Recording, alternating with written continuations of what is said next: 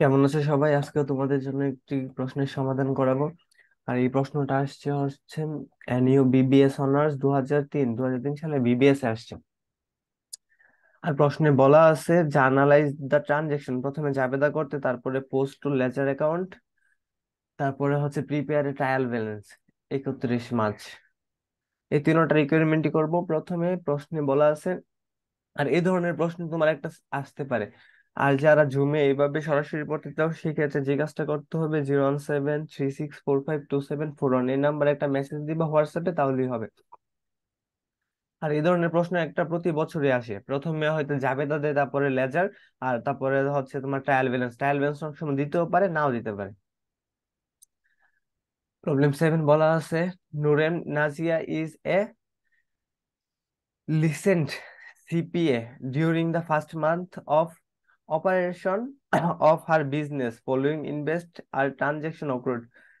1 তারিখে বলা আছে নাজিয়া ইনভেস্টেড টাকা 30,000 ক্যাশ। প্রথমে যেহেতু জাবেদা করতে হবে, আমাদের জাবেদা করব। মানে যেহেতু ইনভেস্ট করছে, এটা জাবেদা কি হবে Shanto? Cash debit capital credit. হ্যাঁ, এই যে দেখো তার সাথে মিলছে, এই যে ক্যাশ ডেবিট আর হচ্ছে ক্যাপিটাল ক্রেডিট।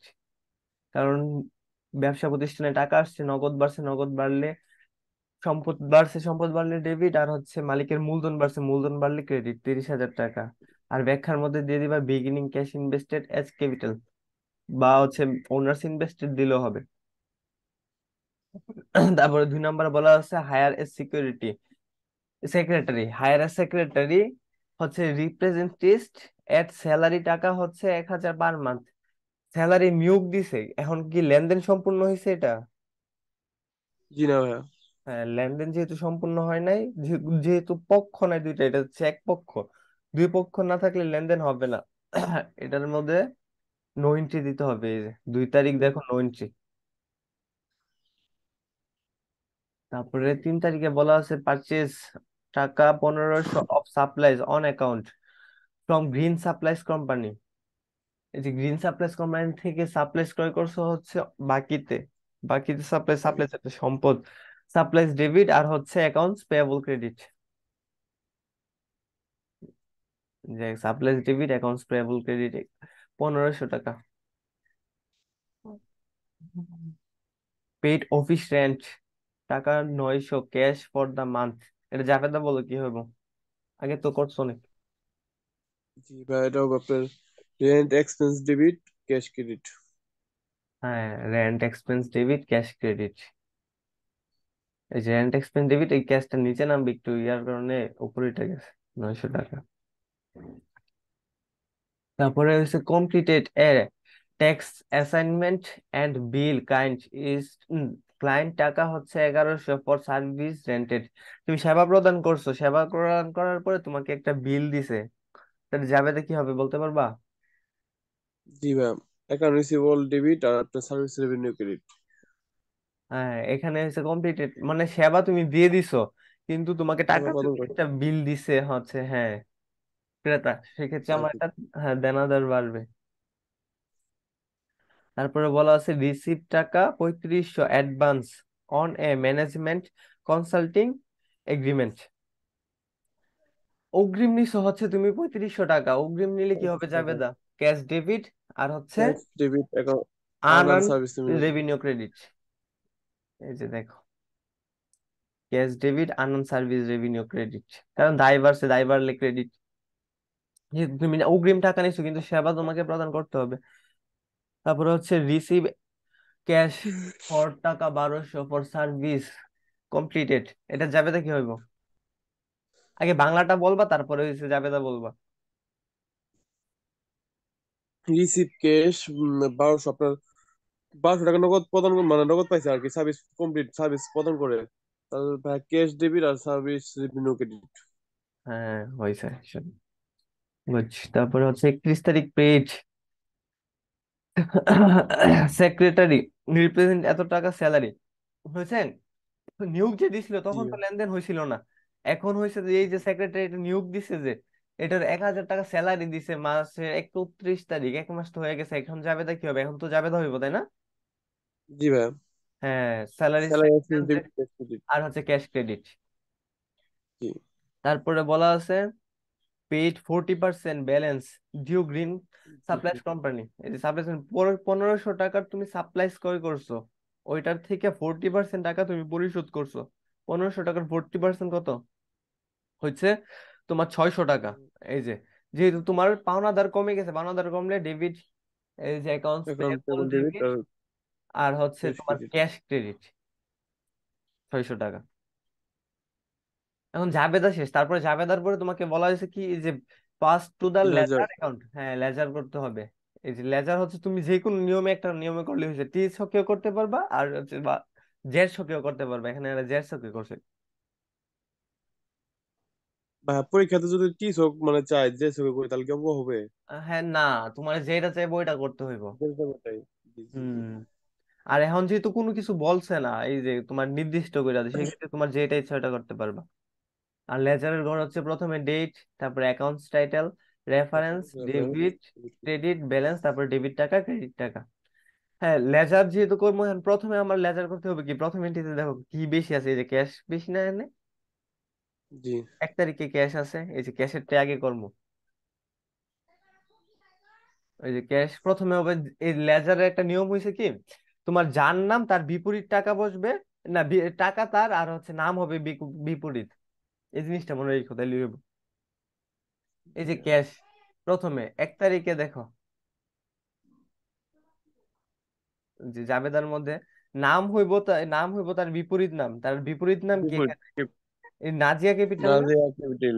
হ্যাঁ, আর জি টাকা হইব ক্যাশের টাকা, ক্যাশের টাকা কোন করে আছে, ডেবিট পাশে না? জি। হ্যাঁ, এই টাকা হবে তোমার ডেবিট পাশে। এই যে দেখো, 1 তারিখে নাজিয়া ক্যাপিটাল, তারপরে হচ্ছে টাকা তেইশ। তো, হ্যাঁ ডেবিট পাশে আছে গ্যাসের টাকা, সেক্ষেত্রে এই যে ডেবিট পাশে 30,000 টাকা। আর এটা হচ্ছে জেড ছকে, সেক্ষেত্রে আবার এই ব্যালেন্সটাও নিতে হবে তোমার 30,000 টাকা ডেবিট পাশে। এতটুকু তো বুঝছো? জি ভাই।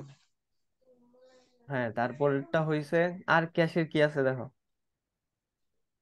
এই যে 7 তারিখে ক্যাশ আছে দেখো, জি। রেন্ট এক্সপেন্স ডেবিট আর হচ্ছে ক্যাশ ক্রেডিট 900 টাকা। এই যে নাম হবে তোমার রেন্ট এক্সপেন্স, রেন্ট এক্সপেন্স। আর হচ্ছে টাকা যেহেতু ক্রেডিট পাশে আছে ক্রেডিট। ক্যাশের টাকা, এই যে 900 টাকা। এখন ওইটা দুইটার ব্যালেন্স, ওই যে ব্যালেন্স করতে হবে, এই যে 30,000 ডেবিটের বাদ দিতে হবে। আর ক্রেডিটের হচ্ছে 900 টাকা, সেক্ষেত্রে তোমাকে বাদ দিতে হবে, তাহলে টাকা থাকবে কত, এই যে 29,100। 100। 100।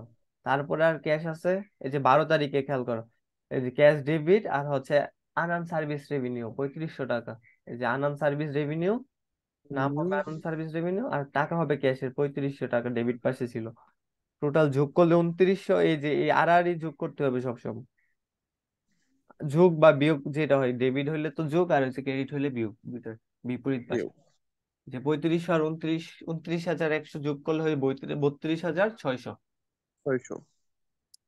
তারপরটা আর 17 তারিখ ক্যাশ আছে, আর তার বিপরীত নাম হয়েছে সার্ভিস রেভিনিউ 1200 টাকা। সার্ভিস নিল। এই যে নাম হবে সার্ভিস রেভিনিউ 1200 টাকা, আর হচ্ছে টোটাল যোগ হবে 3200, যেহেতু ডেবিট পাশে টাকা 32,600, আর হচ্ছে 1200, 33,800। 33,800। তারপরে 31 তারিখ ক্যাশ কমছে আবার, এই যে salaries expense debit, cash credit, ক্যাশের টাকা ক্রেডিট পাশে বসবে, স্যালারিস এক্সপেন্স টাকা হচ্ছে 1,000, ক্রেডিট পাশে 1,000 টাকা গেলে 32,800। 32,800। তারপরে হচ্ছে accounts payable debit, cash credit 600 টাকা, ক্যাশ ক্রেডিট, অ্যাকাউন্টস পেয়েবল, যে অ্যাকাউন্টস পেয়েবল, ক্যাশ ক্রেডিট আছে যেহেতু, ক্রেডিট পাশে হচ্ছে 600 টাকা। টোটাল টাকাটা হচ্ছে 32,200 বাদ দিয়া। এখানে কোনো ব্যালেন্স নামাইতে হইব না, এরকম করে যেমনি আছে এমনি থাকবো।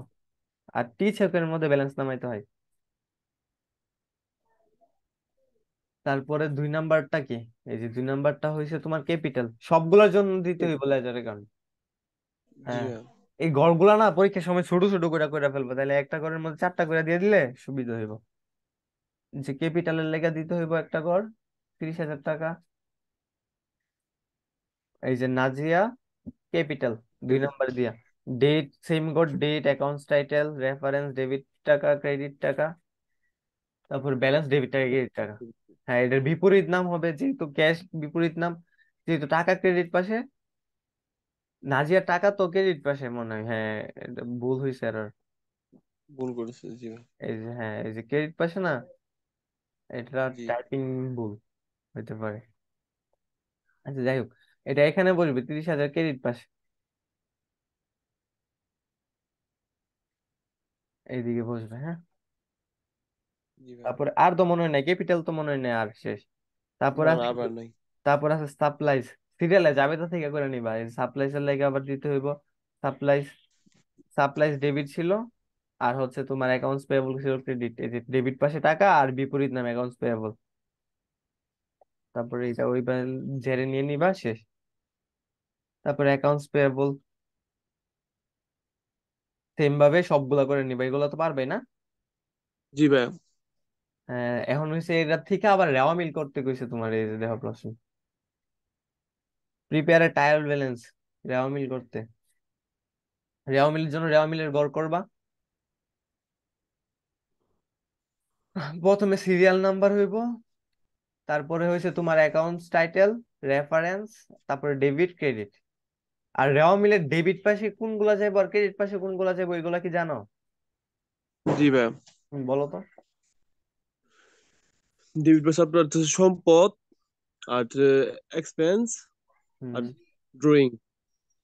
আর ক্রেডিট পাশে আর ক্যাপিটাল, রেভিনিউ, একটা হচ্ছে আপনার ক্যাপিটাল, রেভিনিউ, লাইবিলিটিস। আর একটা লাইবিলিটিস, দায়। হুম। তিনটা। তিনটা। এখন এই যে রেওয়া মিলটা করবা না, এই রেওয়া মিলটা জি করতে ভাই। হইবো- হ্যাঁ, রেওয়া মিলটা করতে হবে এই যে লেজার যে করছো, লেজারের থেকে সবগুলা তথ্য নিয়ে। জি। হ্যাঁ, এই যে খেয়াল করো, প্রথমে বলা আছে, প্রথমে লেজার করছো কোনটা, ক্যাশের লেজার করা হয়েছে না, এই যে ক্যাশে, ক্যাশের। জি হ্যাঁ, ভাই। এই যে ব্যালেন্সটা কত, 32,200। 32,000। ডেবিট পাশে আছে, এই যে এখানে তুমি সুন্দর করে ডেবিট পাশে বসাই দিবা 32,200। এই যে ক্যাশ দিয়া 32,200। 32,200। তারপরে করা হয়েছে ক্যাপিটাল, ক্যাপিটালেরটা ছিল তোমার হচ্ছে 30,000। ক্রেডিট পাশে। হ্যাঁ, এই যে 30,000 ক্রেডিট পাশে, এই তার জন্য ক্রেডিট পাশে বসাইবা 30,000, ক্যাপিটাল সিরিয়াল বাই সিরিয়াল করে ফেলবা। তারপরে সাপ্লাইজ, সাপ্লাইজ 1,500 টাকা ডেবিট পাশে। অ্যাকাউন্টস পেয়েবল ক্রেডিট পাশে 900। সবগুলো জি ভাই। এইগুলোর মধ্যে পাইবা রেওয়া মিলের, এই যে লেজার যে করছো, যে অ্যাকাউন্ট পেয়েবল দেখো, 900 টাকা ব্যালেন্স। এখান থেকে ব্যালেন্স গুলো নিয়ে নিয়ে করে ফেলবা। এই যে রেন্ট এক্সপেন্স 900 টাকা, অ্যাকাউন্ট রিসিভেবল 1100, তারপর সার্ভিস রেভিনিউ একটা আয়, আয় ক্রেডিট হবে, এই যে 2300 টাকা। তারপর হচ্ছে আনআন সার্ভিস রেভিনিউ ক্রেডিট, দায়। তারপর স্যালারি এক্সপেন্স একটা ব্যয়, ডেবিট 1,000 টাকা। তারপরে এই দুই পাশ যোগ করলে দেখবা মিলে যাবে, তখনই বুঝবো অঙ্ক হইছে। জি ভাই। হম। আর এই অঙ্কটা হয়েছে তোমার বাড়ির কাজ, এটা অঙ্কের প্রবলেম কত, প্রবলেম 9।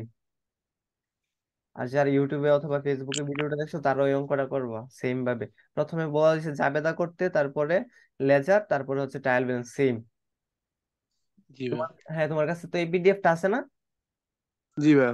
এই পিডিএফ এর 8 নাম্বারটা অঙ্কটা করবা, ঠিক আছে? জি ভাই।